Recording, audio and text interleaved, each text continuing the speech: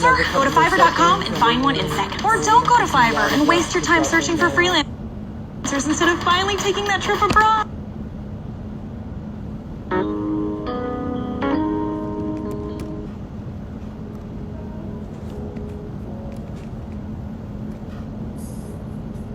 Okay, so how y'all doing today? My name is DewMore Black. I finally got my background music on. My name is DewMore Black.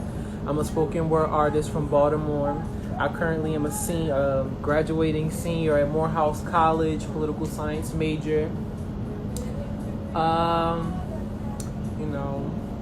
Previously, been on the BCYPT team for 3 years. I'm currently a Future Corps member. Gang.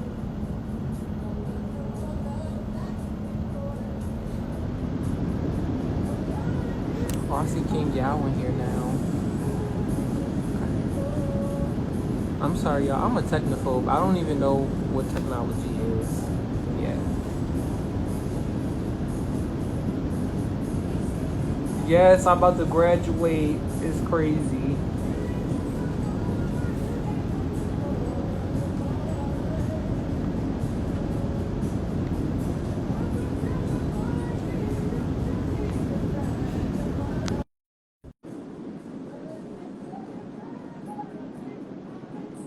Oh yeah, I'm gonna get to the announcements in 1 second. Hold on, I'm getting.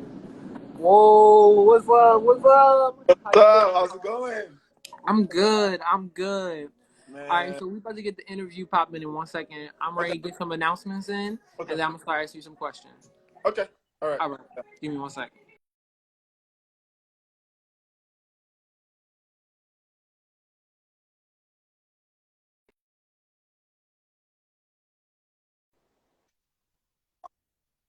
Hold on. All right. So first off, announcement. Wow. So y'all can't even.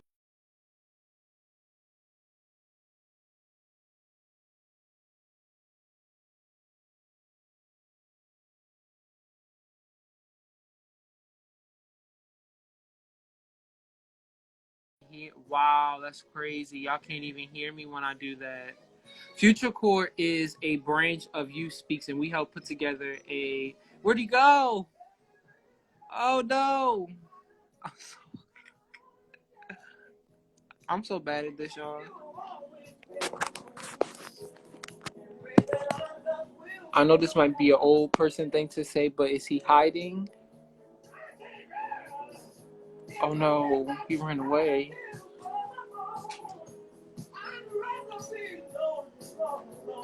Claim victory.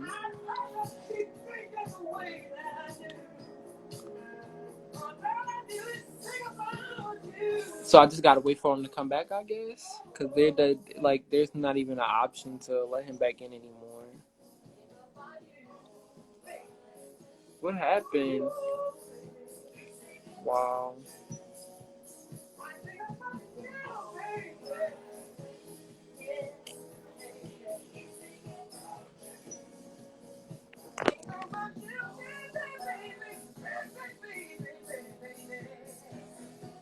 Did y'all peep that I shaved off all of my facial hair? That was a whole horrible accident. I look 5. All right, so announcements. So give me 1 second. All right.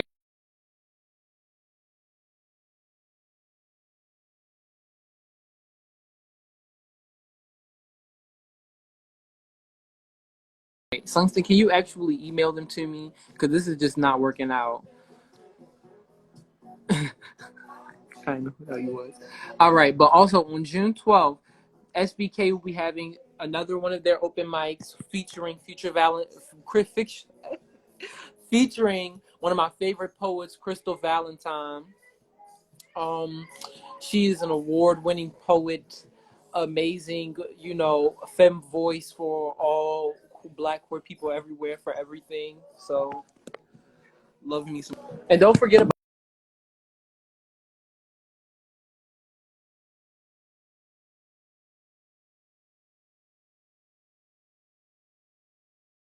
the DewMore poetry, called the DewMore in the House Poetry Contest. That is, I'm sure, currently going in. going on now. I'm sure Olu is going to probably put something in the comment section to link y'all to that and how y'all can get more involved. Just wait for Olu to drop.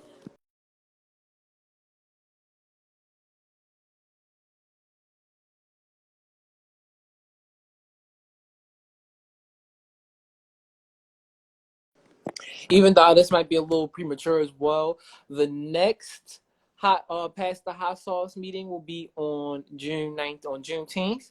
So, you know, everybody get ready and get prepared for that. What was the last announcement? One more second. I'm still waiting for Yaw to send in other requests too.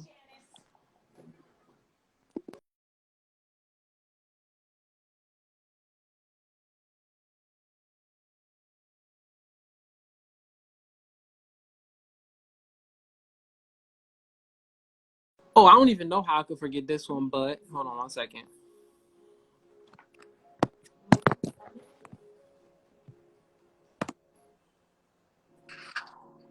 Okay, you back? All Yes. right.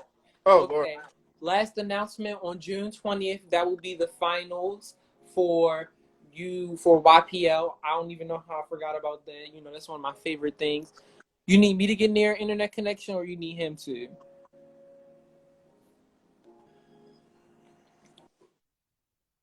Is it me?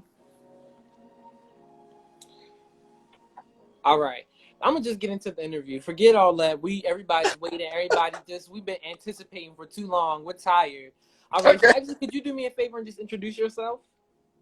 Yes, so my name is Yaw Osafo Chamatin. I am originally from Ghana, West Africa. I moved to the US in 2007 to New York. I lived in Bronx, New York. I went to college in Iowa, University of Northern Iowa. So I did my undergrad there. I did my master's there. So I lived in Iowa for 6 years, and then I moved to LA in 2014. I've been here since. Okay. Well, since we ain't formally meet, I'm De Niro Black, by the way. You from Baltimore. You know, I used to do poetry. I was on the BCYPT team from 2016 to 2018 or 2019 or something like Okay. that. I'm Okay. old. I already forgot the Or name. something like that. But one of my first questions that I actually wanted to start out asking you about is, especially being as though that you're originally from Ghana. I currently go to Morehouse, and I actually took a contemporary African politics class, and we Okay. talked a lot about the state of where the diaspora is going in the next couple of years, especially with the Black Lives Matter protests, Right. with the effects of COVID on Black bodies. So where do you think that Black people or the African diaspora will be in the next couple of years? In the next couple of years, I think that so right now each country is doing their own thing. I know that Ghana just put out a letter, like an official letter, inviting all African Americans back home. Mm-hmm. Right? Right. They called it the year of return. Mm-hmm. And so there's so many people back home last December. And this year, and after that, they're doing what they call beyond the return, right? And so I think the president of Ghana said, even if you have 1% of Ghanaian in you, if you do your ancestry.com stuff, and you have 1% of Ghanaian in you, you are allowed the privilege to buy a land in Ghana and move there and all that. So I know a few countries are doing that. I think the more countries that do that, the closer we will all get with like everything that's going on. This is the first time I have seen that like a lot of people from African nations are also in solidarity with what's happening in the US, right? So there's like protests in Ghana. Like today, today there was a funeral held for George Floyd, a traditional funeral held for George Floyd in Ghana. And I think that's like a big step, right? Because when I was there, it wasn't like that. We had different perceptions of Black people everywhere. But because the internet is so pervasive now, everybody is seeing what's going on. So in the next 2 years, I think that there will be more, I see more African Americans moving back to different African countries to stay, live there, find their roots. And also, I think that the conversation is going to spark even more so now, right? Because they're seeing all these videos and they see themselves in them, and then we're having to like, because if you're African and you don't live here, you just don't know. You just don't know. All you know of is like stereotypes and things we see from movies. Like I tell people, like before I migrated, all I knew about here was like stuff from Friday after next, and I'm like, and I came and I was like, what? Like it's the same thing they do to over here, right? They show poor African children on TV and all these like different stereotypes. So now that the internet is all over, and now we're able to see both sides and we're able to have those discussions, I think that in the next 2 years, we'll be able to understand each other more. Because honestly, we're not different, right? Like we're easily not that different. Wow. Yes, that is, and like I really want to invoke all of the energy of my contemporary, my African politics professor in there, so of Dr. LeVar Smith, because like it was like it was kind of like I walked in with full foresight to everything, because I started the class and then COVID happened and everything fell apart, and I was like, everything we was reading in the class, it was like it was like I had like secret scrolls that was telling me what the future was or something. I was like, whoa. And so one of the things that we talked about was, interestingly enough, and I actually want to take this into an interesting direction, especially for what we need right now with all the protests going on. We read this article in the class? I'm looking at it right now by this black writer, Stephen Ellis, and he was talking about religion and politics in sub-Saharan Africa and about how they are so intimately intertwined, how spirituality and the political is so closely related, because colonialism took away so much political agency for Black people and stuff like that. And so I just wanted to connect with you and see, like, with different, like, there's a spiritual warfare going on right now in our Black bodies, from diseases to racist police pigs. There's just all kinds of things going on right now. So what kind of things are you doing to self-preserve, to hold on to your Blackness, to hold on to your energy? Because it's so important, especially as a Black man, that you preserved your energy from all this bad juju they got flying around. You feel Right.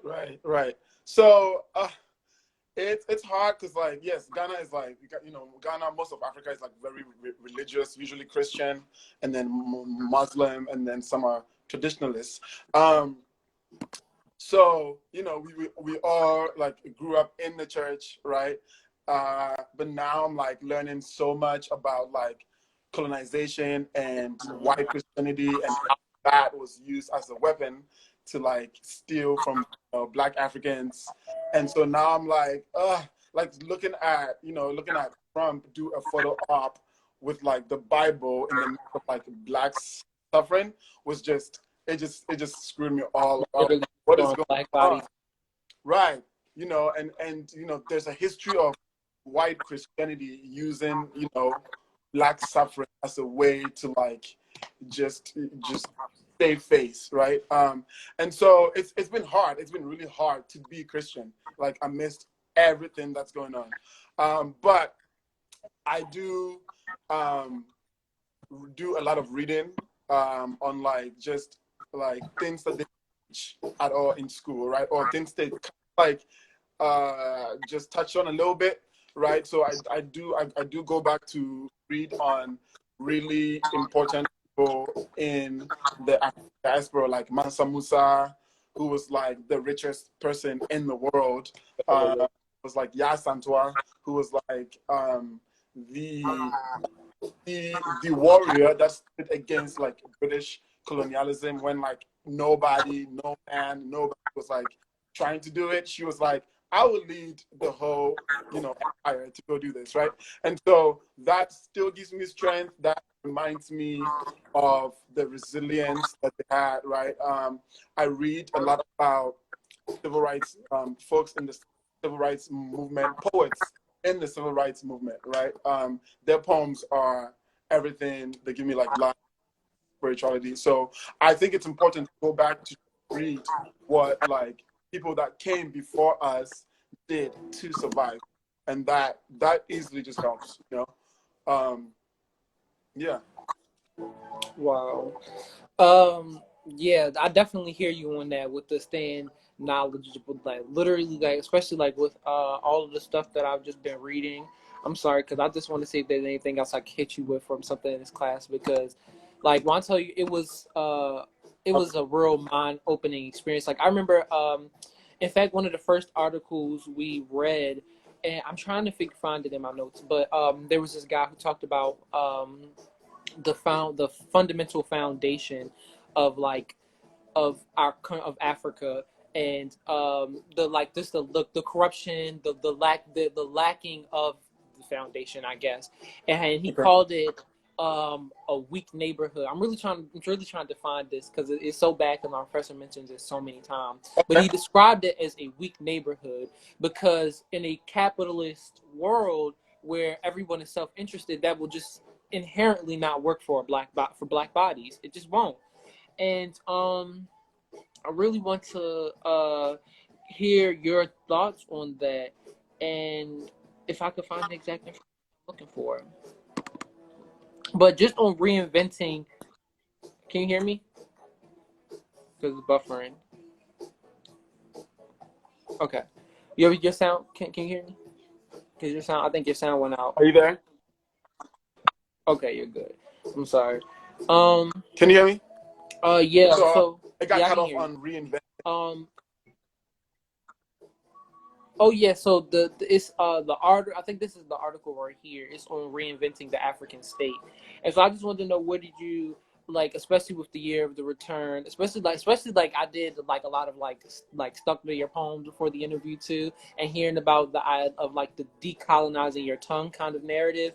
I wanted to know, like, in which ways do you think that griots take part in this reconnecting of the community of the neighborhood, You said if that makes sense? you So said how do trios. griots, storytellers, poets, how do you think that we take part in building a stronger neighborhood, if that makes sense? Like Right, in right. I stronger. think right, right. I think we need to do more research. We need to travel more.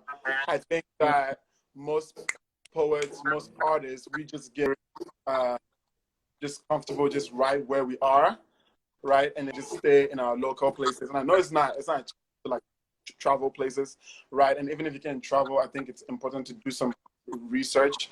I think it's important to do research on different kind of black. There's a lot of things to talk about, like in blackness, right? And we need to like find different ways to talk about blackness. We need to find different things that like we like that. Okay, for example, we were in thought in school in Ghana. We when they teach about trade, they teach about colonization. They teach about just like the trade of like gold and then white people bringing Christianity, all that, and that's it. They once white people took black people across the Atlantic Ocean, that was it. We don't hear anything. I didn't know about nothing about Rosa Parks, about nothing, right? And so now, like poets, African poets are like looking at the internet and seeing all these like information and doing research, and are just now learning all these. I was just now learning it in 2008, 2000. So then I started writing poems about that because I was like, why didn't they teach us that, right? And I know that I've talked to some of my African American friends here, and they don't know a lot of the almost like nothing like is taught like pre-slavery, right? Nothing is pre-slavery, and so I think it's important to as artists, as poets, as musicians, to like delve into the different kinds of blackness, black art, black life that we were never taught in school, that we don't hear at all. I think that it's very pertinent to magnifying the black voice. Wow. All right. And so I kind of feel like you already knew what was coming at this point, but I kind of want to Hear a poem? Oh, what? Okay, let's go. I didn't I actually know that paused was the coming. revision. You said what? Let's go. Yeah, I'm down. Let's go. Okay, let's go. Okay. All right. In 1955, a white woman by the name of Carolyn Bryant yelled in a courtroom where she murdered, sentenced, accused 14-year-old Emmett Till of his own death. It is 2017.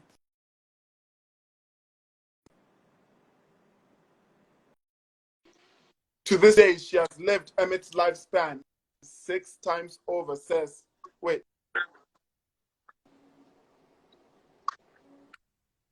Can you hear me? You good? Yeah, good. You good? You good now? Okay. You good? It was just a second. To this day. Oh, okay, sorry. To this day, she has lived Emmett's lifespan 6 times over, says sorry, and expects God to grant forgiveness. Says, I'm sorry, forgets it is 2020, and false accusers, descendants of your white lie, still blame black boys for crimes they didn't commit, crimes started by oppressed white women. Says, I panicked. Says, I'm sorry, just last month, Emmett's memorial was riddled with bullets by 3 white boys. Did your sorry shield the shot? Can regret resurrect the lynched boy? She says, I'm sorry, but does not know the black boy's name. Carolyn, I hope your withering bones creak. His name, Emmett, till his memory is ground into your marrow.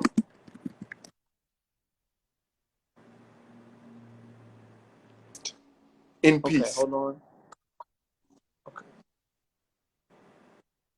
You good? You good? You good now? Yeah, you good now. It's like breaking up for a quick Did I second. a little bit? Yeah, just for a quick second. The poem ended. Go again. Okay. I can go again. Can I get just let me get that last line, like literally just the last stanza. Okay. She says, I'm sorry, but does not mention the black boy's name. Carolyn, I hope your withering bones creep. His name, Emmett, till his memory is ground into your marrow. Till Hold innocent murdered black boys. The white supremacy won't stop us today. Hold on. No. No. What is trying to reconnect?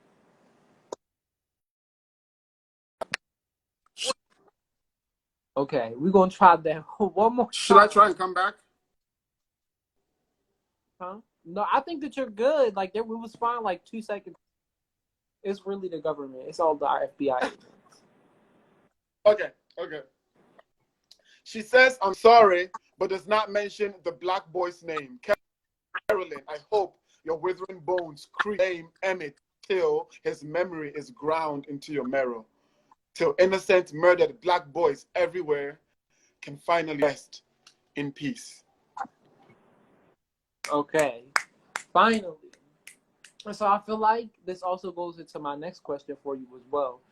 Black poets have been saying this stuff for decades and years, and all of that encompassed over 50 years of oppression, of deep intellectual thought. Black people have been saying this for a good minute. And globalization, which is, technology and stuff like that, has really allowed us this special ability of giving us a new platform to put everything on. How do you think the year of return and Black Lives Matter will affect the narrative, like the future stories that Black poets will tell in the future, if that makes sense? Oh, I think it's going to diversify it. It's going to be so diverse. I'm seeing so many of my friends go back home, and I don't know if you saw videos of the year of return, but people were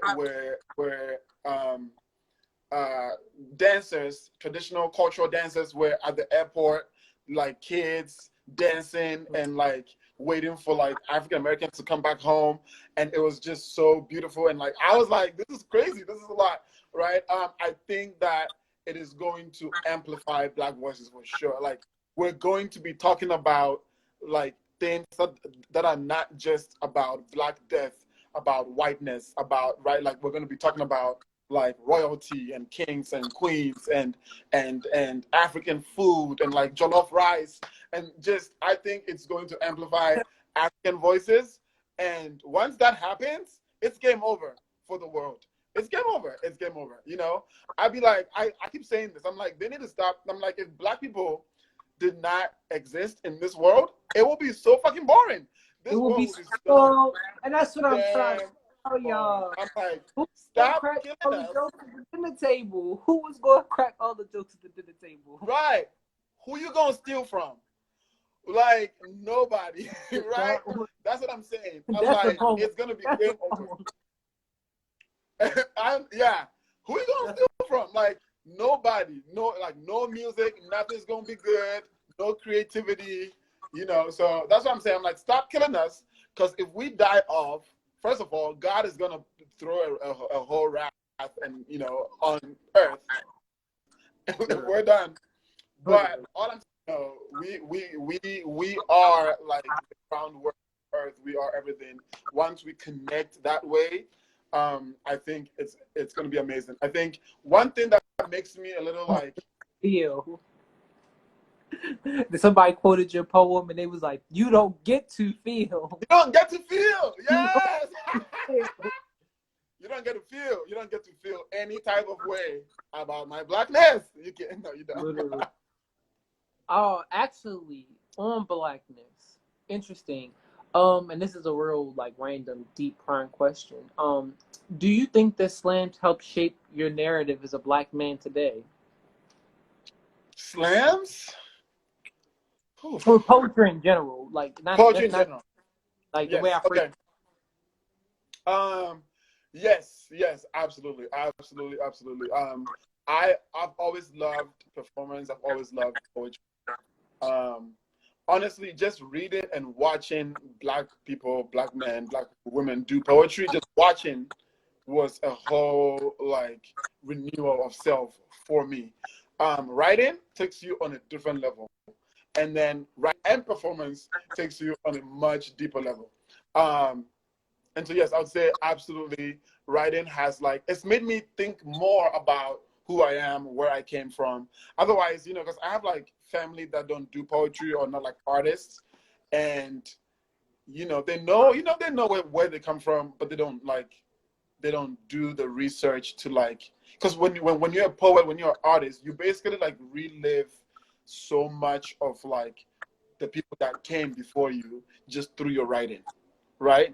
And I think that's important. Like when I'm performing, I feel like every person that I mention, every ancestor that I mention, I feel like them because I do research about them, I learn about them, and I'm like, this is what they went through. So let me show you that through this body, right? And I think that is important for just Black artists in general.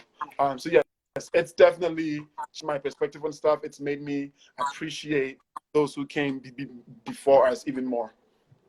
Wow. Is there a difference between our this linked fate that we experience as Black people, like how everybody across the diaspora can feel pain at one time, and our ability to storytell like that, and or Black stories and Black narratives? Is there a difference in that? Do you think that they are interconnected and interplaying into each other, I guess? Yes, I You're think right, though. honestly, I think Blackness,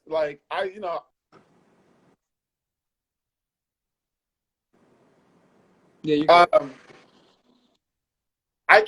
I see Blackness as one soul. It's it's as one soul, right? Like the art of Blackness. I think our abilities to tell story all come from just being Black. It's just there's something about being Black that is so creative, that is so, let me tell you about this story, that is so family oriented, that is so good food, that is so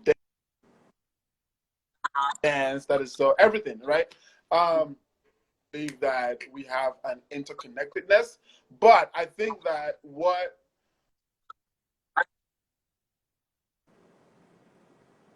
All right, hold on. That sometimes we Give see. me 1 second. White supremacy take over again. Just 1 second. Let me see. Okay. I don't understand. Am I All good? right, try now. Okay. You can go ahead Where now. did you lose me? I'm trying to figure out where. I'm a part of me, because there was a part that you skipped off early on before when you were talking about the good food and the dance and the cultural understanding. I kind of want you to just go all the way back from the beginning and talk about the body again, because like it kind of was Right. choppy It throughout. was choppy a little bit. Okay. So I was talking about blackness as a whole, right? Like I see blackness as like one like gigantic soul, right? Where we just understand what like telling stories are, like family, food, dance, the way we move. Like we just understand that, right? I think that it is okay, it is cool, it is crucial to think of blackness as like one big whole, but one big disadvantage of that is because we're so interconnected, sometimes we feel like we can be different. And that's, I think, a big problem in the black community in general, right? It's, we're supposed to be the same, we're supposed to be the same, we're supposed to be that, but we're just also we're rich in culture. We have so many in blackness is so many different things that make us like unique, right? And so even coming to the US, right? And black people from different parts of the nation, I'm like, this is crazy. Like, I love people from Baltimore. I swear to God, like when I hear Baltimore, when I see Baltimore, I have so many Baltimore friends, like George Lovett, Mecca, Black Shakur. Like, I just love like that. Like Baltimore is a whole culture. It's a whole Yeah. black people, And so that's one of my things. I'm like, damn, like this is like if this was in Ghana, it would be like a tribe. Like Baltimore would be a tribe, right? Yeah. Um, and that's what people need to understand is that yes, we're black, but we also have like things that make us unique, and that's why in so many African countries we have different tribes, right? It's not because we don't like each other, but it's because you know we have different types of like clothes we wear, different types of food, right? We still try each other tribes food, but everybody's like tribe is what is who they are, what they grew up in, right? I think it's important to know that like black people are similar in so many ways and are interconnected in so many ways, but we also need to understand that we have we have some differences, right? Once we're able to understand that, I think we're gonna go a long way. Literally. And I'm glad you intellectualized something that I couldn't, especially being that I was born and raised in Baltimore. It's so second nature, second thought to me. The idea of community and like these, like I got like these real socialist ideas in the middle of like right next to DC in the middle of nowhere. Like it's really crazy how white people can't snatch your voice away from you, kind of thing. But I, um, it's just wow, that was a lot. Cause like in my mind, I always saw there needing to be more community in Baltimore. Growing up as a child, like you hear so much about that, like the narrative's so different when you're actually Right. about versus to what other people see. But like when the other day when I woke up and I saw 15,000 people peacefully marching down the highway, I was like, That was amazing. well, I can't really say Uh, nothing before you gotta only but have love for your city kind of thing. Like yes, that was amazing. it's and then the whole tribe part that is so profound in thought, because I never like you really think about the fact that almost everybody in Baltimore was snatched from their history, and Right, right, but not right, it couldn't do anything because we are all still interconnected currently at this moment with our own new nuanced culture. Um, right. so going on to my I wanted to go back and reemphasize on like self preservation. I wanted to go back and reemphasize emphasize on self-preservation, and like especially because we are black males in a world that is consistently traumatizing us and making that a very normal narrative for us. Yeah. And one common psychodynamic or in psychology, one common thing to look at is something called self-parenting or the inner child. And especially when you think about the role of a black child, like most black children, or even just particularly for my narrative as well, grow up without parents. Like that's a very normal thing, and you have to grow up and you have to self-parent yourself. You have to literally teach the inner child in you to be healed and to be whole and to be healthy, kind of thing. Um, so, if you could write a poem to your inner child, what would you think it would be about? Oh my God, this is too much. um, whew. I could write a poem about my inner child. Yes. What would you say to them? If I could write a poem about my inner child, I would say, this is, I've thought about this before. I have thought about this before. It would be so much. Oh my God. Okay. First of all, I want to be like, listen, it's about to get tough as hell. Like, I want to be like, it's about to get crazy. But what you don't know is that you have powers that you don't know, that like you have something in you that you don't know you're going to use to overcome everything that you're going through, like everything that you're going to be going through. I will write the poem in a form of like a magical being that is that like a child that has like superpowers but doesn't know that he has superpowers, and he finds out like at the age of 19, because that's when I migrated and like realized a lot of like stuff about myself, and just using those superpowers to better himself and then better other people, and that superpower would be poetry and performance. So that's what the gist of it would be if I had to write something about my childhood, or like a poem about my inner child. Oof, that took me to a place I couldn't say everything, because like it took me to a place where I was just like, this is too much. This is like, and I think that yeah, of course. I'm not trying to trigger you. Don't go into that bad. I know. But like my poetry is all related to like mental health, so I always got to be like, let me just get in somebody's head. I know, but it's good. It took me to a place. I think everybody should write a poem to their inner child, like, because it will make you like. It just made me think about right now, and I was like, damn, I've gone through some stuff. I still haven't healed from certain things, and so I think. Like, wow, you're actually amazing, right? Like, you literally have to sit down and be like, wow, I'm actually amazing. Let me sit my dumb ass down and relax. Like, Exactly.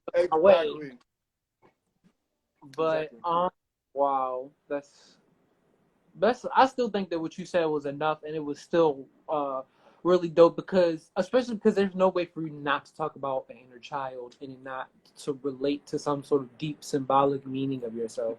Like, you like if like especially like the idea of, and that's my thing, like even for black children, especially black males growing up, like it's almost impossible not to connect with superheroes, especially the ones that don't know how powerful they are, because we literally don't know how powerful we are on a consistent basis, kind of.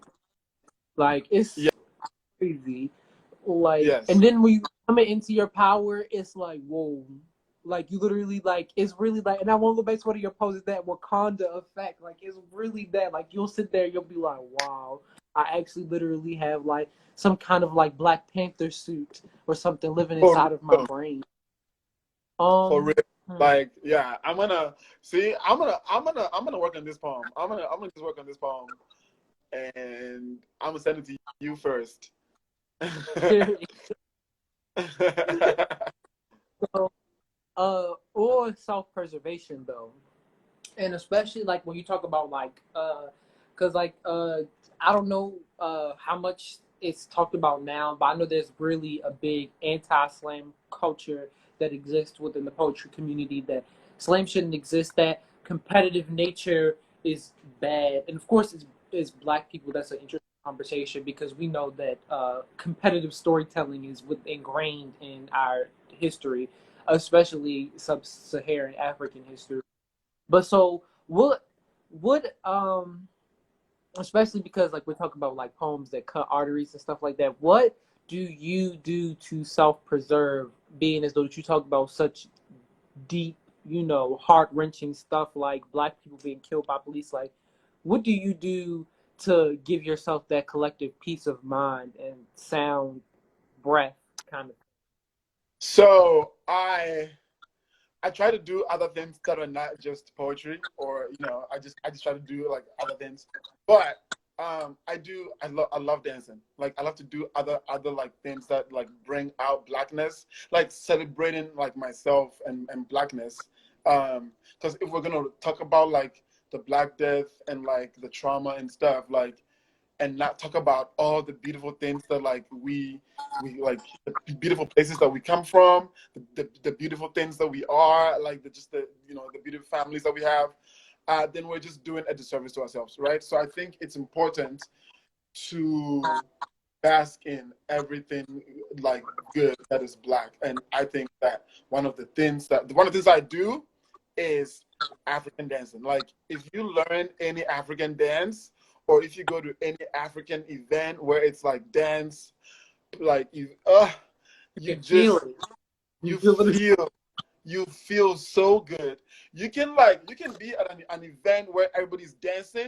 You can dance and feel like you just like dismantled white supremacy just the way you move your body, right? And that's what it does it for me. Like when I go anywhere, any African song, when I burst out dancing, nobody, I don't care about nobody, nothing matters. And it's just like, you just dance. Dance is like, what's the word I'm looking for? It's like, it's a form of like protest. It's a form of resilience, right? We can still like, It's active resistance, and that is exactly what I'm trying to get at with this one. Like, like wow, you hit it yeah, right on. Like, for real, go for ahead. real. Like we can go on stage and do like tribute to like blackness and black Africanness and just everything without even talking about Black Death, and we will still get the message across. Just pain and everything, right? And so much of African dance and black dance in general comes from like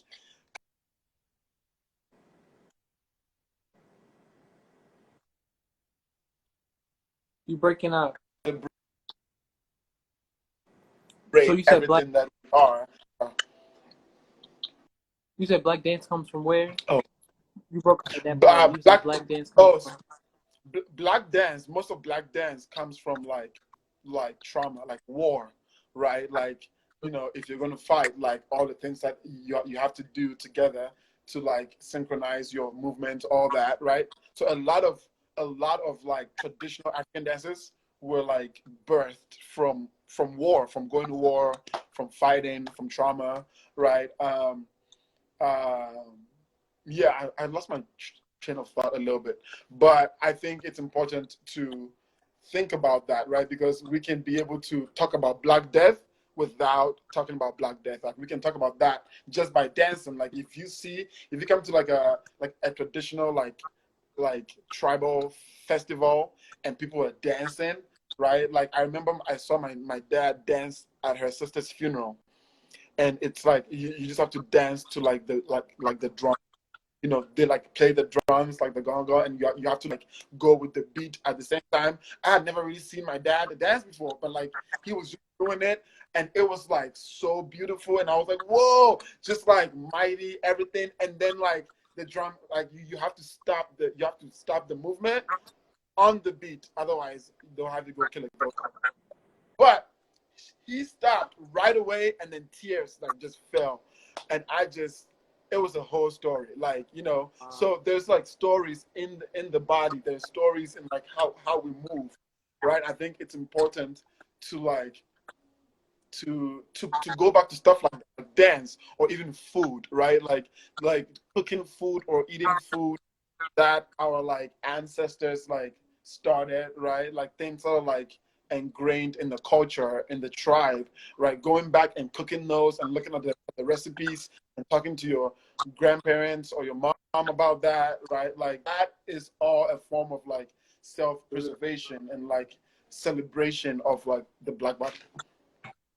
That for nothing else. You cut out my tongue. Like there's nothing else for me to say to that.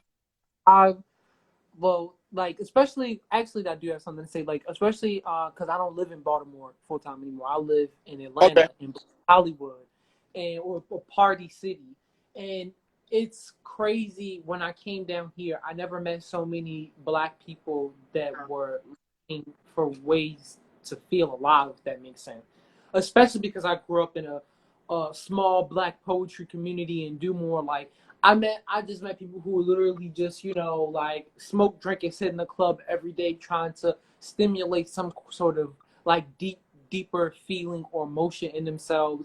And it's so crazy because with no form of self-preservation being done whatsoever in a lot of ways. And it's just so crazy how far we could be locked out of who we really are, what we really in those moments, because dance, culture, food, those things are all great and amazing things. And I've seen people literally not do, like, especially because I also was an essential worker at Burger King and I just quit my job.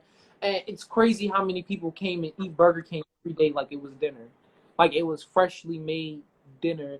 And my job also, like, and actually they will come there and cuss you out and say that you're anti-Black for not serving them this Whopper too, which is interesting enough.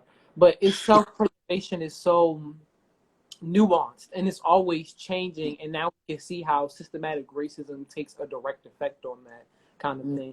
That's like it's so interpersonal and deep. Right. But I also wanted to ask you, as kind of like a side note,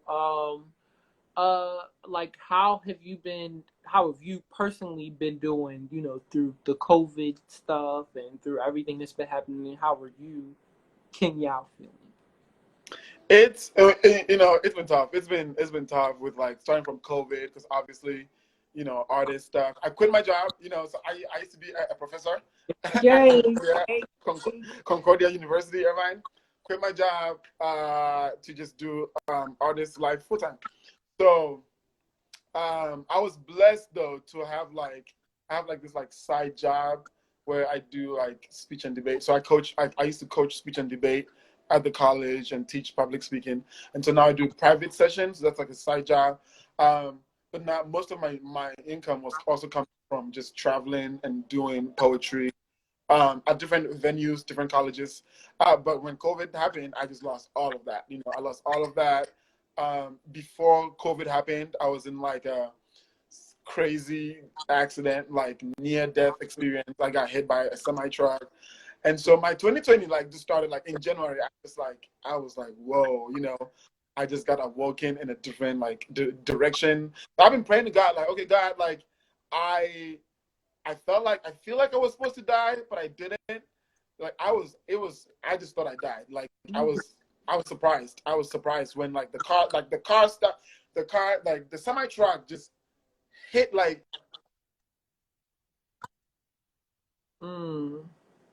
I felt that energy. Hold on one second. I was like, hold on one second. You breaking up a little bit. But I will say, okay. I definitely. I don't know if you can hear me or not, but I definitely felt that energy of the near death experience and having to. Oh, sorry. Did you hear anything that I was saying?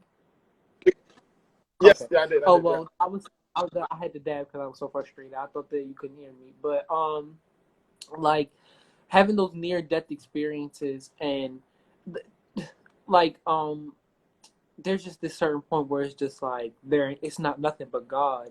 And I feel like when you're Black, you are introduced to it in such a realistic way, in a way that you cannot deny it. Like, Right. especially my great grandmother, she's a I don't identify as Christian. I'm agnostic, but I'm very much so do believe in God. God. And what you said earlier about the one body and that Black people have this one body, like I do see. What's that Slangston said? You know, Black man is God if God looked in the mirror and the mirror shattered, kind of thing. Like I definitely do. Yes. Shout Like out to Slang. it. So shout out to Slangston, but like literally, it's fire. Um, but Um, not going with that. But definitely tell me more because now you're done breaking up. So definitely tell me more about this experience and talking to God. so okay, so after the accident happened, I was shocked. I was like tore up. Nothing, they like rushed me to like the emergency room. Everybody thought like I was just gone or something bad was happened. Like nothing. I had no injury, no major injury, nothing. It was just like a scratch, and like all the doctors, the nurses kept coming back and being like, "You're so lucky. You're very lucky. This rarely happens." Like they kept coming back in my room, back and forth, and they were so happy. Like it's like so every time there's an accident on that freeway, and I was in Nebraska. Every time there's an accident on that freeway, the person either does not survive or has like a major injury. So they were just like so like surprised. And then after the accident, I started thinking like, okay, wow, I had so many signs that was preventing me to go where I was going. Like somebody called me in the morning and was like, "You don't need to come. Like, don't come because blah blah blah." And I was like, "Oh, okay, sure, I'll think about it." And I still went anyway. And then like, uh, people were delaying my time. Like, it was so many things. I had to stop places that like I usually don't stop, and I met so there was an accident in front of me, and that person died, and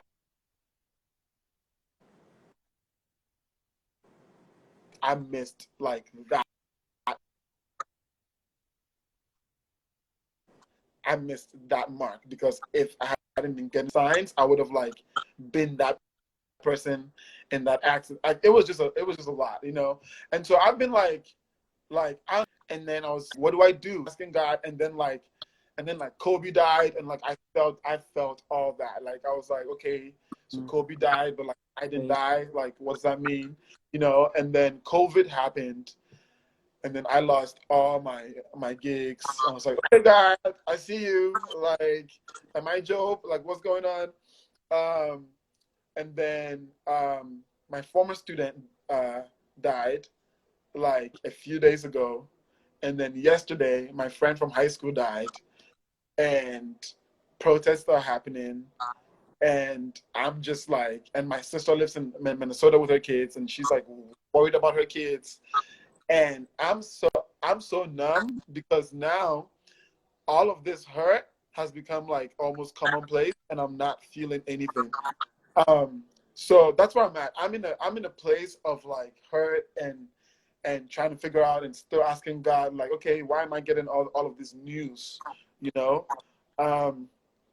But I also know that I prayed for like a good year. I prayed for you know what I think? Every time we pray for like a new year, a good new year, I feel like it's just another year. We just go through the motions and blah blah blah and it's done, right? And I feel like this time, like in order for something to be good, like I feel like stuff has to be broken down and torn apart for it to be good. And so like I had a poem about 2020 and how 2020 was gonna be good and how I was gonna kill my depression and do this and do that. And I feel like this is an example of like the beginning of a good decade, if that makes sense. Because COVID happened, we had to stay at home. Yes, people lost things, but also like we learned a lot, like the earth is changing, right? And now, like the protests are happening, and mind you, Black people die a lot every time, every day by cops, right? And it's like, why now? And it's because people are home and don't have to go to work, and are home because of the quarantine, and people have time to protest. And this is like, I think this is like one of the biggest like movements in the history of Black. Like, just because all 50 states are protesting, different countries are with us, and I feel like if maybe COVID didn't happen and we weren't like in quarantine, people would have looked at the videos and been like, okay, this is just another Black death. Okay, let's go protest on the street for like a day. It didn't work. Okay, let's go. Right. And it's just like They now made this. They people have have that time. age. And I just Yes. wanted, like, I really wanted to just stop you for a second and just tell you that, like, you're amazing for everything that you shared. That was amazing. All of the personal anecdotal stuff, because I feel like that was exactly what a lot of people have been needing right now. Like, there's everything happens intentionally and for a purpose, and I feel like Yeah. that's exactly what's happening right now. Especially even for me, because I've been going through a lot as well too. Like, Black lives are under there's spiritual warfare going on, and that's why I made this whole conversation center around self-preservation and how things are going and how things people are feeling, because the Yeah. world is literally in turmoil for not even just specifically Black people, but for especially Black people, because we at the bottom of the hole. So it's just, I don't know, like, as much as I would say it's an emotional numbness, I would say it's a reckoning, because I don't see any bit of hopelessness in any Black person I've ever talked to, a Right. single bit. And you hear people talk like this is one of you don't even have one of the craziest stories, ironically, that I've heard from people. Like I've heard some crazy stories about what people have been going through the last couple of months, and the fact that we are all still alive here to tell the short story. We all share it together. This is a poem. That is like life is a poem, and that's Right. really what we're learning on a consistent basis and every day. But Yes. I'm actually we gotta wrap up. So Okay. I Yes. want to thank you for coming out, King Yaw. You were amazing to talk to, really Thank informative. you. Just, if there's anything I'm gonna give you some time to wrap up if there's any last remarks that you want to make to everybody. But thank you so much for coming out and showing your love to Baltimore, to a Baltimorean who's not even in Baltimore right now, trying to get away from all the so anything else did you want to say? I just want to say, 2020 is gonna be like in the history books, right? Everybody needs to, like, I think, like you said, it's a reckoning, right? This is the time to make, like, to do whatever change you're trying to make. Like, this is the time. Like, there's something is shifting in the ether, and this is the time to like tap into it and to just like take your shit. Tap in. Tap in. It's power. It's power. So yeah. It's power. But all right, thank you for coming out. Like, just Thank you so love much. on Instagram, and have a great day, y'all. Thank you, appreciate it. Peace.